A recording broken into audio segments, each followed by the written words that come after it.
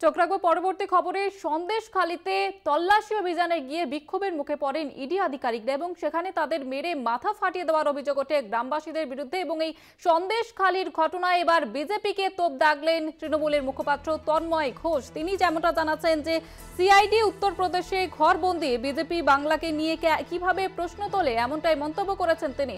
BJP বাংলাকে নিয়ে প্রশ্ন তোলে কিভাবে, এমনটাই জানিয়েছেন তিনি। ঠিক কি বলেছেন তিনি শোনাবো আপনাদের।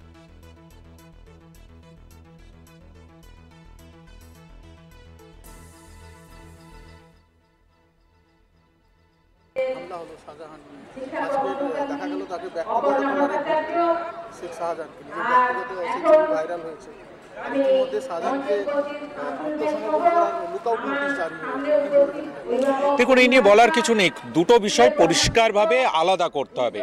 আপনাদেরকে বুঝতে হবে যে এই হামলা হওয়ার কথা যেটা বলছেন, আমরা আমাদের বক্তব্য দলের পক্ষ থেকে জানিয়েছি, প্রশাসনের পক্ষ থেকে জানিয়েছি যে অত্যন্ত দুঃখজনক এবং আমরা এটা কাম্য নয় এইটুকু বলতে পারি যে এটা আমরা চাই না। কিন্তু পাশাপাশি একটা জিনিস বুঝতে হবে যে সাধারণ মানুষ ক্ষিপ্ত হয়ে উঠছেন। কেন ক্ষিপ্ত হয়ে উঠছেন এই বিষয়টার উপরেও নজর দেওয়া প্রয়োজন। প্রশাসনকে জানানো হচ্ছে না একটা জায়গায়। আজকে আমি নন্দীগ্রামের আকন্দবাড়িতে আছি। এখানকার রাস্তা, এখানকার পরিস্থিতি সম্পর্কে জানতে গেলে এখানকার লোকাল প্রশাসনকে জানার প্রয়োজন। আপনারা যদি মনে করেন রাজনৈতিকভাবে আপনাদের অন্য উদ্দেশ্য আছে, অন্তত চিফ সেক্রেটারিকে জানান। কাউকে জানানো হচ্ছে না। যে কোনো সময়, ভোরবেলায়, মধ্যরাত্রে, যে কোনো সময় চলে আসছে। আপনারা শুনলেন তন্ময় ঘোষের মন্তব্য। তিনি যেমনটা জানাচ্ছেন সিআইডি উত্তরপ্রদেশে ঘরবন্দি এবং এই নিয়ে কিন্তু বিজেপিকে কটাক্ষ করতে ছাড়লেন না তিনি। আর এই বিষয়ে বিস্তারিত জানবো, উৎপল সামন্ত প্রতিনিধি রয়েছে টেলিফোন লাইনে। উৎপল, কি জানা যাচ্ছে একটু বিস্তারিত জানবো তোমার থেকে।